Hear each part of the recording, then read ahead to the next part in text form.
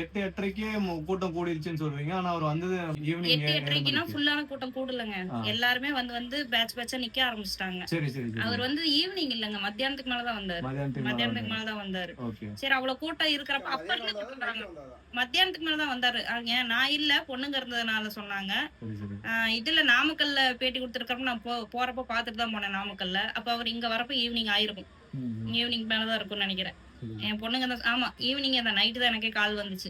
Evening தான் வந்திருந்தாரு. சரி, சரி. இங்க இந்த மருத்து மலை ஏறி இருக்காங்க, வீட்டு மலை ஏறி இருக்காங்க அப்படின்லாம் நெறைய குற்றச்சாட்டுகள் இங்க இருக்க மக்கள் சொல்றாங்க. ஆமாங்க. அது எப்படி மக்களையும் குறை சொல்லிதாங்க ஆகணும். அவங்க பார்க்கணும் அப்படின்னா ஒருத்தர் தள்ளுபடி இல்லாம அப்படியே பார்த்திருந்திருக்கலாம். அழகா உட்கார்ந்து ஒருத்தர் முண்டி அடிச்சு மேல போக தான் இப்படி ஆனது. அதுல அந்த குழந்தைங்க இறந்ததுதான் இது. மீதி பேர் விழுந்ததெல்லாம் ஆம்புலன்ஸ் வந்து அப்பயே எடுத்துட்டு போயிட்டாங்க.